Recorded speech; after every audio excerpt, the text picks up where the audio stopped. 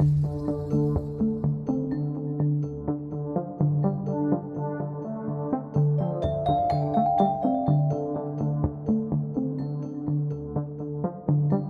bueno, es un placer estar acá. La verdad es que yo vengo mucho a esta zona, mi mamá vive acá, tengo grandes amigos que viven acá, así que me paso todo el tiempo en esta zona cuando no estoy trabajando. Y esta fue una oportunidad perfecta para mí para poder traer también un poco el trabajo que yo hago hacia acá. Y también es, como decían al comienzo, es un momento importante también para la Sociedad de Astronomía, poder juntarnos en persona. No lo habíamos podido hacer después de varios años por la pandemia, entonces es rico volver a juntarse, a verse, a conocerse, ver las caras de los estudiantes sobre todo, que son los que más se vieron afectados en la pandemia porque no podían tener estos momentos de conexión. Bueno, les voy a contar, mi charla es acerca de las estrellas de la Vía Láctea y les voy a contar un poco acerca de distintas cosas que he estado trabajando con eso, partiendo por el trabajo que estamos haciendo en este nuevo núcleo milenio que nos adjudicamos hace un año, que es importante que le cuente a ustedes de qué se trata porque son fondos estatales de investigación, entonces es importante que ustedes también sepan en qué se está trabajando en eso. Y también les voy a contar acerca del libro Fósiles del Cosmos, como una manera de comentarles de que todo lo que yo les cuente acá en el libro está escrito también, entonces si es que quedan dudas o tienen más ganas de saber, después pueden leerlo y comentarlo incluso conmigo. Entonces, bueno, acá está la portada del libro. Quiero promoverlo porque es un libro nuevo que lo escribí durante la pandemia y siento que había como un espacio acá en la literatura chilena en libros que quizás eran para como más introductorios al tema y después había un espacio muy grande y después ya estaban los libros académicos. Entonces, para personas que ya tienen una base bastante grande, que nos hemos dado cuenta que hay mucha gente que sabe mucho de astronomía, pero tampoco son astrónomos profesionales, les faltaba quizás encontrarse con literatura en español que fuera en ese nivel como más intermedio. Y este libro es un libro que ofrece eso. ¿Y qué cuenta? Bueno, cuenta de las estrellas de la Vía Láctea. ¿Ya? Entonces, empecemos a introducir en eso. Las estrellas de la Vía Láctea, podríamos decir que nacen todas en un grupo y las usamos para estudiar la Vía Láctea en sí. Son fósiles y por eso el libro se llama Fósiles del Cosmos. Entonces, en esta imagen de aquí podemos ver una nube, bueno, estas imágenes bonitas que uno encuentra muchas veces también en internet, estas de la ESO. Esta es una nube molecular donde sabemos que se están formando estrellas. Esto es gas, es polvo, y en este lugar de gas y polvo se empieza por la gravedad a atraerse cada vez más y se empiezan a formar las estrellas. Lo importante es que en ese proceso de colapso se empiezan a formar muchas estrellas simultáneamente. Entonces las estrellas se forman en grupos, en generaciones. Entonces se forma una generación de estrellas y todas estas estrellitas de acá comparten una cosa en particular que es su composición química, que es la composición química de esta nube que está aquí. Entonces todas estas estrellas tienen la misma composición química, se forman en un grupo al mismo tiempo y lo que las diferencia entre sí es su masa o su tamaño, o sea, su tamaño y su masa. Hay estrellas más pequeñas que tienen menos masa y estrellas más grandes que tienen más masa. Y las estrellas más grandes, por ser más grandes, sienten más gravedad, entonces eso hace que todo lo que ellas vivan en el fondo va a ser más rápido porque están más apretadas. Entonces estas estrellas rápidamente pierden su equilibrio adentro por estar tan apretadas y tan calientes, empiezan a formar nuevos elementos químicos, empiezan a fusionar sus átomos adentro y empiezan a formar nuevos elementos químicos y rápidamente esas estrellas mueren en lo que son las supernovas, ¿no? Entonces explotan, y aquí esta estrella explota y después cuando mueren, este material, esta nube, se modifica porque este material de la supernova se mezcla nuevamente con el medio interestelar. Ese material de esa estrella que explotó, como adentro estaba formando elementos químicos nuevos por la fusión nuclear, después entonces lo que hace además de mezclarse con el otro material es que se modifica de alguna manera. Entonces la química de esta nube ahora cambia. Y se forma entonces de esa nueva nube una generación nueva de estrellas que tiene otra composición química, distinta a la anterior. Y aquí se ve reflejado con color rojo, como para mostrar que antes eran de una composición y después de otra. Ahora, esta nueva generación nuevamente tiene la misma composición química, todas ellas, pero tienen distintas masas estas estrellas. Hay algunas mayores o más grandes y unas más pequeñas. Ahora, estas estrellas, si se fijan, siguen de la generación anterior. Las estrellas pequeñas, por otro lado, esas estrellas viven mucho tiempo. De hecho, estrellas como el Sol o un 80% del tamaño del Sol viven tanto tiempo que hay estrellas que se crearon a comienzos de las historias de la Vía Láctea que siguen todavía vivas aquí dando vueltas, brillando. Entonces, estas estrellas, por ser más pequeñas, todo lo que hacen, que es más o menos similar a lo que hacen sus compañeras grandes, lo hacen pero con un tiempo de escala muchísimo mayor. Y el universo todavía no ha existido suficiente tiempo como para que nosotros veamos a estas estrellas morir. Siguen muchas de esas todavía vivas. Y ahí viene entonces esta idea de que estas estrellas son como fósiles, porque son estrellas que están reflejando cómo eran las condiciones del gas y de las nubes cuando ellas se formaron, pero desde hace mucho tiempo.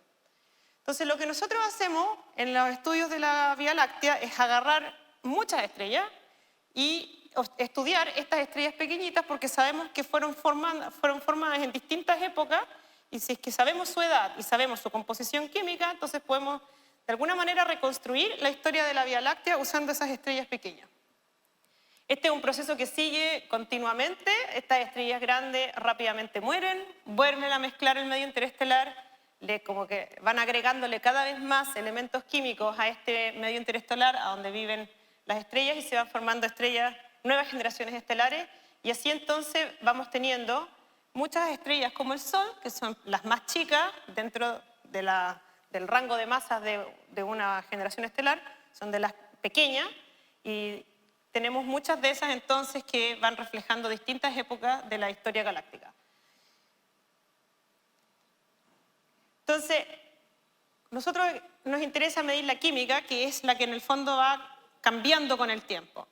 Y mientras más elementos químicos medimos, nosotros podemos jugar más entendiendo los distintos procesos que están ocurriendo, que van formando y van desarrollando la evolución de la Vía Láctea. Esta es una tabla periódica que fue publicada el año 2020, en la mitad de la pandemia, por estas tres mujeres de aquí, que tanto Amanda como Chiaki están en el libro Fósiles del Cosmos.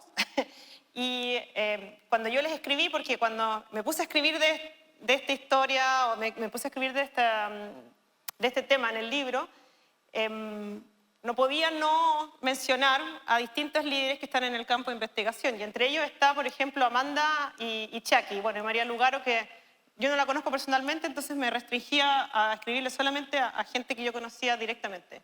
Entonces, ellas dos me mandaron esta foto, porque les pedí una foto que fuera como significativa, una foto interesante, y las dos me mandaron la misma foto que esta de acá. Y comentaron entonces, ellas dos, esto de aquí con respecto a esa foto. Y en particular, en esa época ellas estaban trabajando, en la pandemia, cuando mi mamá estaba escribiendo el libro, ellas estaban trabajando en un artículo de 800, no sé si 800, pero por lo menos 25 páginas, donde se llama El origen de los elementos, donde explican todos los procesos químicos, o sea, todos los procesos físicos que dan origen a los distintos elementos químicos con esta tabla periódica.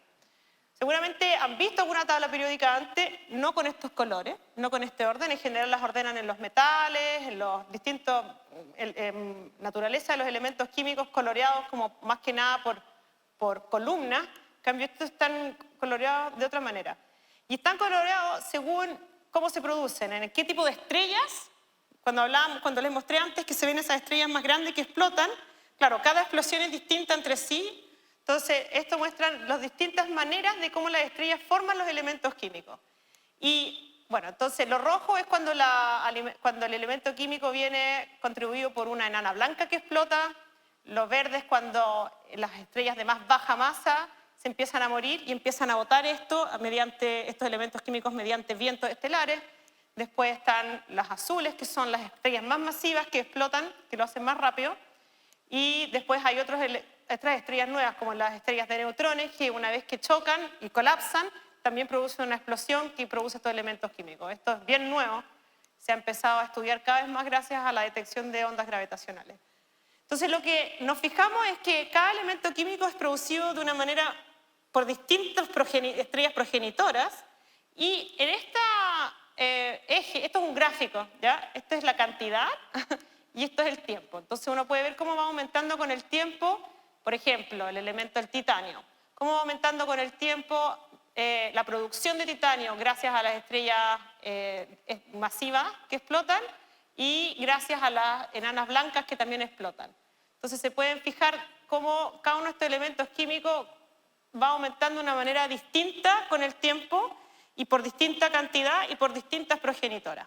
Entonces, esa mezcla, mientras nosotros tenemos muchas de estas estrellas pequeñas y tenemos muchos elementos químicos, podemos entonces tratar de descifrar de alguna manera cuáles han sido los procesos y en qué tiempos de escala estos procesos han sido más influenciables para ir formando finalmente la Vía Láctea como la vemos hoy. Entonces, en la química está como guardada una información clave de qué es lo que está ocurriendo con la evolución de las galaxias. Y bueno, ¿y qué sabemos nosotros de la evolución de galaxias? También sabemos en un contexto teórico qué es lo que ocurre. Las galaxias van creciendo, galaxias más pequeñas van creciendo cada vez más a medida que van como comiéndose otras galaxias pequeñas que están en su entorno. Pueden sentir esa atracción porque estas galaxias viven en un ambiente donde hay mucha materia oscura, que la materia oscura aporta con mucha gravedad. Entonces, entender de alguna manera cómo desde la química de una estrellita chiquitita como el Sol, nosotros tratamos de conectar todo eso para un estudio de galaxias y cómo se conecta, por ejemplo, con la distribución de la materia oscura. Es una cosa como bonita de cómo nosotros podemos usar hoy en día las estrellas. Y Patricia es, colaboradora mía, codirectora del Núcleo Milenio, y ella aporta con la parte teórica de cómo evolucionan las galaxias. Entonces, si le puedo pedir aquí a mi compañero que ponga el video que acabamos que ella produjo y que acabamos de producir también ahora para poder mostrar qué es lo que ocurre. Aquí se ve cómo esta galaxia madre o el central, que tiene más masa, va de alguna manera recibiendo material de todas esas galaxias pequeñas que están alrededor. Entonces empiezan con estas simulaciones, nosotros podemos entender el rol de las distintas, de la distribución de las materias, de la distribución cómo afecta la formación estelar y todo para ver cómo podemos ir formando finalmente una galaxia espiral como la Vía Láctea. Y con eso la idea entonces es ver cómo nosotros desde las observaciones que podemos medir de la química podemos entender, por ejemplo, cómo van formándose las galaxias de esta manera. Y bueno, entonces para eso nosotros observamos muchas estrellas. Si podemos pasar a la siguiente diapositiva. Y esto es como otra simulación como más cortita que nos muestra en el fondo las estrellas individuales. Acá imaginémonos que esta galaxia es una de las galaxias pequeñitas, esta es la galaxia madre. Y hoy en día nosotros somos capaces de detectar, gracias al movimiento de estrellas individuales, somos capaces de detectar, por ejemplo, los restos de una galaxia que se cayó con anticipación, porque esa galaxia tiene un movimiento que es distinto al de la galaxia madre. Y no solamente el movimiento es distinto, sino que si nosotros somos capaces de medirle la química a esas estrellas, sabemos además que la química va a ser diferente, porque la química de esas estrellas de ahí va a estar siendo de alguna manera gobernada por una formación estelar diferente que la formación estelar de la galaxia madre, y eso va a ser reflejado en los elementos químicos. Y eso lo podemos hacer bien, diría, desde el 2000, ¿cuándo fue? Desde el año pasado, que ya tenemos ahora, pero muchos datos. Eso es gracias al satélite Gaia. Gaia es un satélite de la Unión Europea. Yo no sé si alguien de aquí ha escuchado hablar de Gaia. Que levante la mano el que ha escuchado hablar de Gaia. Son súper pocos, ya, eso siempre pasa, que son súper pocos, porque yo siento que acá en Chile nosotros sabemos mucho de los telescopios que están en Chile, pero no sabemos tanto de los telescopios espaciales que no están en Chile, que están, por definición en el espacio. Gaia es un telescopio espacial que está haciendo algo además súper piola, entonces por eso Gaia pasa muy piola, que es medir la posición y el brillo de las estrellas en el tiempo. Entonces observa una estrella, la observa un par de meses después, y así va viendo cómo las estrellas van cambiando de posición. Y hace mapas estelares, y hace mapas dinámicos de la galaxia, y hace mapas dinámicos de todos los objetos que son un punto en el cielo. Y ahora Gaia es tremendamente importante porque todos esos catálogos que están de las posiciones de las estrellas se usan en los telescopios ahora para que podamos navegar en el cielo. Entonces, saber a dónde están ubicadas las estrellas nos sirve para muchas cosas, pero no es necesariamente la foto linda o el descubrimiento más increíble, porque uno usa los datos de Gaia para después deducir resultados que son súper interesantes, como por ejemplo el descubrimiento de esta galaxia que se cayó con el video anterior. Bueno, se me olvidó que este es un video que muestra cómo ahora estos son miles de millones de estrellas, ¿ya? Cómo están en movimiento. Y esto Gaia ahora lo está logrando hacer y uno puede ver cómo el cielo está en constante movimiento. Podemos ver cómo hay estrellas que se están yendo más rápido, por eso son las líneas más largas, y estrellas que se están moviendo más lento y en distintas direcciones. Entonces, si combinamos la química y combinamos estos movimientos, podemos empezar a reconstruir de dónde vienen estas estrellas.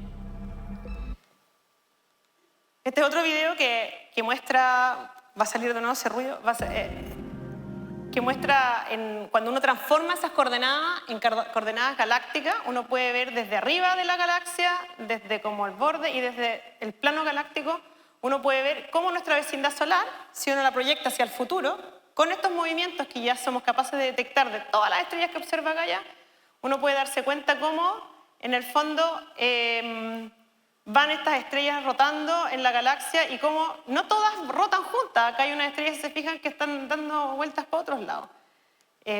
Esas estrellas entonces vienen de otros lados que están cruzando en este minuto por la vecindad solar, pero vienen de otros lados. Vienen desde el centro galáctico o vienen desde afuera, tienen quizá unas órbitas diferentes. Entonces, esas estrellas deben tener quizás una química también distinta. Y ahora nosotros tenemos, en el fondo, miles de millones de estrellas. Tenemos los datos de dónde están ubicadas, cómo se están moviendo, de su brillo, de su distancia. Tenemos todo acerca de ellas y con eso podemos empezar a construir unos mapas y una visión dinámica de cómo nuestra galaxia está girando. Hemos descubierto que no está en equilibrio. Somos capaces de detectar cuándo ciertas órbitas se agitan porque hubo un choque galáctico. Entonces, todas estas simulaciones numéricas que se están construyendo, que predicen todos estos choques, ahora también podemos empezar a observarlos gracias a los movimientos que podemos detectar con Gaia. Entonces, combinando la química, que es midiendo los elementos químicos de todas las estrellas, más los movimientos de todas estas estrellas, nosotros tenemos toda la información necesaria para poder reconstruir entonces la historia de la Vía Láctea. Y si queremos hacer eso, hartos videos, me parece entretenido los videos. Si queremos hacer eso, entonces me imagino que se estarán preguntando cómo puede medir uno la química. O sea, había una tabla periódica bonita que decía química, pero ¿qué son? ¿Cómo medimos la química? Entonces, ahí es donde nosotros hacemos un análisis espectral. Y este video muestra muy bonito, que es un video que se hizo para divulgación de astronomía en Australia con un proyecto que es el proyecto Galah, que es un proyecto con el que yo también trabajo, o sea, de ahí tomo esos datos para hacer estos estudios. Muestra cómo nosotros voy a mostrar aquí, podemos entonces tener un espectro para poder estudiarlo. Entonces, un espectro es separar la luz en su longitud de onda, hacerla pasar por un prisma, ¿no? Un arco iris, como uno a veces lo ve cuando hay luz. Entonces, de esa estrella emite un rayo de luz y finalmente ese rayo de luz va a entrar a nuestros telescopios. Este es un telescopio en Australia, es en el video, el telescopio de Hermes. Entra por el telescopio y después pasa por las distintas fibras ópticas, por los distintos espejos y termina llegando a donde se separa la luz y pasa por el prisma para poder transformarse finalmente en lo que es un espectro. Entonces esta luz empieza ya a separarse y así se hace lo que es lo que sería como el arco iris. Y eso, en este caso, la separan en 3 bandas especiales, no en el espectro completo, porque hay que optimizar esto para poder hacerlo con muchas estrellas. Entonces, en este caso, se enfocan en 3 distintas bandas donde se concentran líneas de absorción de muchos elementos químicos.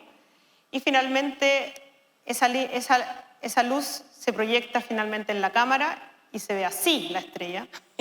No se ve un puntito, sino que se ve así la luz separada.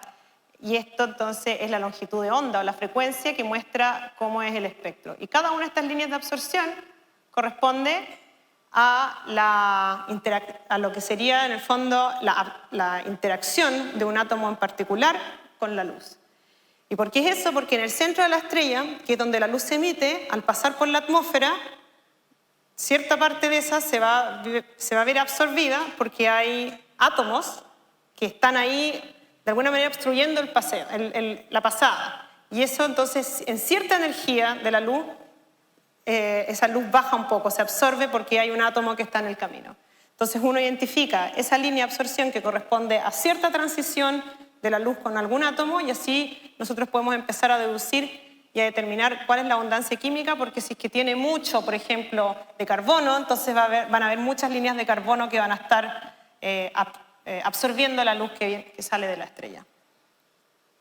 Ahora, tomar espectros, como se darán cuenta, es bastante caro, ¿ya? Entonces uno no puede medir espectros para los miles de millones de estrellas, y menos a esa resolución como las que mide Galá. Entonces uno tiene que tomar de alguna manera decisiones. ¿Qué tipo de estrellas vamos a observar?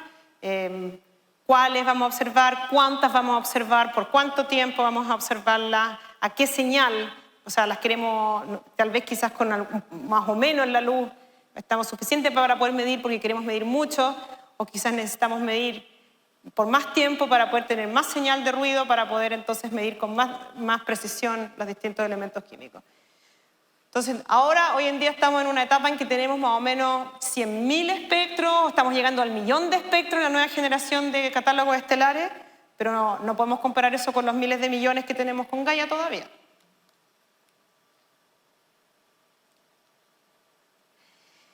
Bueno, y eso nos lleva entonces a la segunda parte de la charla, que es, digamos que tenemos ahora esta química y tenemos todos estos movimientos y tenemos las edades y tenemos toda esa información. ¿Cómo reconstruimos la historia de la Vía Láctea? ¿Cómo lo hacemos? Entonces yo hace un tiempo empecé a pensar, conociendo sobre todo a biólogos, que podríamos hacer esto de una manera un poco diferente. Entonces, todo lo que le he explicado acá es que parte de aquí, ¿no? Si la química estelar es el registro fósil del origen de las estrellas, porque refleja la composición química de donde estas estrellas vienen, y si tenemos muchos fósiles, queremos reconstruir la historia y la formación de la Vía Láctea, entonces lo que estamos haciendo lo mismo que cualquier persona que trabaja con problemas de estudios evolutivos, que es agarrar distintos fósiles y tratar de reconstruir una historia con eso. Entonces, muchos de los problemas evolutivos, o casi todos, usan los mismos conceptos y las mismas herramientas, y esos conceptos y herramientas vienen de la teoría evolutiva de Darwin, donde Darwin se dio cuenta de que si es que había herencia, que una generación que nacía después de la otra no nacía con propiedades completamente aleatorias, sino que nacía con propiedades que las estaba heredando de la generación anterior. Había una descendencia, ¿no? Pero lo más importante es que había una descendencia con modificación, o sea, la copia a la generación siguiente no era idéntica, había un mini cambio. Y ese cambio es lo que produce, después de muchas generaciones, la evolución. Entonces, hay una información, Darwin no sabía cuál era la información, solamente sabía que había una información que se traspasaba y se modificaba de una generación a la siguiente. Fue 100 años después que se descubrió el ADN, pero Darwin no sabía cuál era esa información, solamente sabía que había una información. Y de esa información, él fue capaz entonces de decir que todos los organismos del planeta tenían que estar conectados porque compartían esa información evolutiva, esa información que se heredaba, sin saber cuál era. Y él mismo dijo que si es que estaban entonces todos los organismos conectados, era posible que se visualizaran mediante un árbol genealógico que era el árbol de la vida.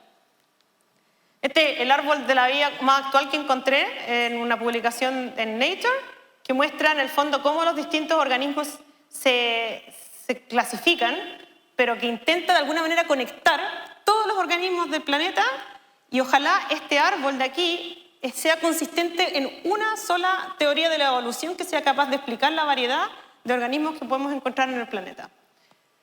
Entonces, esta colección de aquí se puede estudiar mediante el árbol de la vida, y ese árbol de la vida es una herramienta muy poderosa, que unifica muchos conceptos evolutivos. Entonces, nosotros estamos y en algún minuto nos ocurrió esta idea, por la que salió en Time, de que si es que eso ocurre con todos los organismos de la vida, de que hay un diagrama, que es este árbol evolutivo, que puede de alguna manera describir todos los procesos evolutivos que llevaron a formar todo lo que vemos hoy en día, entonces, y las estrellas también comparten una información evolutiva, que es la química, entonces podemos ser capaces de armar un árbol genealógico que de alguna manera nos cuente toda la historia de la Vía Láctea. Y eso es lo que queremos hacer. ¿Ya? Y eso es lo que estamos intentando hacer en este núcleo milenio, que es armar de alguna manera una nueva disciplina que les llamamos filogenia galáctica, con las ganas de tratar de encontrar este árbol y ver cómo podemos de este árbol deducir toda la información de la historia de la Vía Láctea. Y este es el equipo, es un equipo bien interdisciplinar. Tenemos aquí con él, fue con el que empezamos a discutir esta idea cuando yo estaba en Cambridge todavía, un biólogo, un antropólogo, tenemos matemáticos, aquí estamos los grupos, el líder del grupo acá, el Núcleo Milenio acá en Chile, y bueno, gente de distintos lados, de distintas disciplinas. Así que todo el trabajo que les voy a contar ahora viene en parte que somos todo un grupo ya de personas intentando hacerle sentido a esta idea. Y bueno, ¿en qué hemos estado? Estos son resultados que no están publicados todavía, son resultados bien recientes, sobre todo liderados por estos 3 estudiantes. Daniel está haciendo el doctorado en la UDP conmigo, Keegan acaba de terminar su doctorado en la Universidad de Cambridge. Aquí fuimos a Australia el año pasado, en diciembre, y se vieron por primera vez y fuimos aquí a la playa, que hablábamos todo el rato de juntarnos después de tantos años de pandemia. Y este de aquí también es Kurt, que es un estudiante de pregrado de la Chile, matemático, que también está trabajando con nosotros en este proyecto. Entonces, por un lado, estamos tratando de agarrar estrellas, soles y soles de Galá, que eran los espectros que les mostré con el videíto, y tratar de medir de la mejor manera posible las abundancias químicas para poder armar por lo menos un árbol, ojalá que represente poblaciones estelares dentro de nuestra galaxia. Pero mientras hemos estado avanzando con eso, nos ha costado un poco interpretar los resultados, porque resulta que uno no puede ir y preguntarle a la estrella, ¿te estoy entendiendo bien? Porque no sabemos cuál es la historia de estas estrellas. O sea, uno puede deducir algo, pero no la sabemos, porque uno observa una estrella y bueno, viene de aquí, no viene de acá, no sabemos, siempre hay una incertidumbre de que no estemos en lo correcto. Entonces también nos hemos puesto a trabajar con las simulaciones numéricas, el video que les mostré, las simulaciones cielo con Patricia, donde por construcción nosotros conocemos la historia, porque la estamos armando. Entonces ahí sí le podemos preguntar a esa partícula si es que tenemos razón o no, porque por construcción sabemos. Entonces hemos estado trabajando un poco a 2 bandos, y en este minuto les voy a mostrar los resultados de Keegan nomás, porque él, bueno, estamos súper orgullosos, entregó su tesis doctoral, donde está el primer capítulo de una tesis doctoral que tiene estos resultados que son nuevos, porque es una idea interdisciplinar que nadie ha estado haciendo antes. Y acá, entonces, lo que hicimos con Keegan fue tomar 400 estrellas de aquí observadas en HARPS, que es uno de los grandes telescopios que está acá en Chile. ¿Alguien ha escuchado hablar de HARPS? ¿Más que Gaia? Sí, está acá en Chile. Este señor de aquí tiene 4 metros, está en La Serena, y ese es como un telescopio que lo que hace es buscar planetas, pero lo que nosotros hacemos es que tiene espectros tan bonitos, le podemos medir abundancias químicas así también súper precisas. Y este sería lo más cercano al árbol de la vida que tenemos hasta ahora, 400 estrellas, y lo interesante de este árbol, aquí a Keegan le pedí que lo coloreara, estos 4 grupos en distintos colores, y que calculara la relación que tiene la edad de estas estrellas que las conocemos con su metalicidad total, como con una abundancia química general, digamos. Y esta tiene una pendiente, esta edad, esta metalicidad, esta relación de la edad-metalicidad tiene una pendiente que van aumentando, ¿no? Esta es un poco más plana, esta es un poco menos plana y cada vez más paradita la relación de estos grupitos de acá, de estos colores. Acá hay más, que son los chiquititos, pero aquí en cuadradito pongo los más grandes. Lo importante es que eso demuestra de que estos grupitos, si es que la relación de edad-metalicidad, que en el fondo de alguna manera nos dice, porque tenemos la edad, entonces tenemos el tiempo, la tasa de cambio, qué tan rápido se va enriqueciendo el medio interestelar gracias a esta continua formación de estrellas, cambia en estos 4 grupos. Y eso de alguna manera nos dice que quizás tenemos distintas familias que efectivamente están siendo afectadas de distinta manera por este enriquecimiento químico. Entonces, en el disco no todas las estrellas nos cuentan la misma historia, sino que por lo menos nos podrían contar 4 distintas historias, las estrellas que están aquí en la vecindad solar. Y si son esas 4 distintas historias, entonces el hecho de que estén aquí ahora, acá, es porque han llegado a través de, por ejemplo, la migración estelar, que sabemos. O sea, ustedes vieron el videito de Gaia como habían algunas que giraban en el disco y otras que estaban llegando así al disco. Entonces, lo que nos queda hacer ahora es ver si, por ejemplo, estas que tienen una edad de metalicidad distinta son efectivamente estrellas que tienen unas velocidades que también nos indiquen que estén llegando más del centro o más de los lados de la Vía Láctea o más de arriba o más de abajo. Y bueno, además una cosa así como media técnica, pero que tampoco lo habíamos hecho antes, es que encontramos que además este arbolito era súper distinto a un árbol que uno construye con datos aleatorios. Por lo tanto, como que hay señal, de alguna manera. Hay alguna señal evolutiva en la química de esta estrella. No sabemos exactamente qué significa, pero al menos no es que estemos aquí concluyendo cosas de datos que son completamente aleatorios. Son como pruebas que uno tiene que hacer simplemente, que se llaman pruebas de sanidad, de estar seguros de que no estamos interpretando datos que no tienen ninguna información. Entonces el mensaje en esto es que todavía nos queda mucho por entender, pero estamos convencidos de que tenemos mucho que aprender de biología.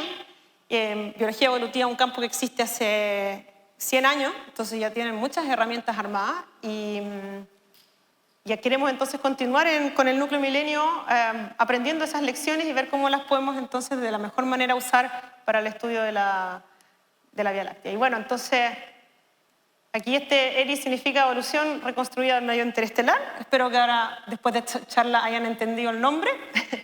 Y con eso termino con un último mensajito. Quiero el miércoles ir a la librería del Mall de Temuco a las 5 a firmar libro, por si alguien está interesado en seguir conversando conmigo, seguir viendo cosas del libro. Yo feliz estoy allá también. Está ya todo planeado para eso. Y finalmente, como estamos en el mes de la mujer, los quería dejar con este videíto de cierre, que es un videíto que hicimos para el libro. ¿Se puede subir el volumen, no? A las mujeres quiero decirles que al final una es la única que sabe lo que puede hacer y no hay nadie que a uno le pueda decir si es que es o no es capaz de hacer algo. Por lo mismo, en este libro quiero además mostrar de que una, para tener éxito en ciencia o en lo que sea, no tiene que seguir un solo ejemplo. En este libro espero mostrar muchos ejemplos y mostrar lo diversas que podemos ser, lo distintas que son nuestras capacidades y que aún así cada una puede encontrar un lugar en el mundo a donde una se sienta bien y realizada. También le quiero decir a las mujeres que es súper cool dedicarse a la ciencia y es súper bacán que a uno le interese la ciencia, que la ciencia es hermosa, la ciencia es creativa, tiene mucha arte, tiene muchos temas de vanguardia, tiene mucho compañerismo y las herramientas que tenemos las mujeres hoy en día son súper necesarias para hacer ciencia. Entonces, que no se sientan de ninguna forma que no les corresponde dedicarse a esto.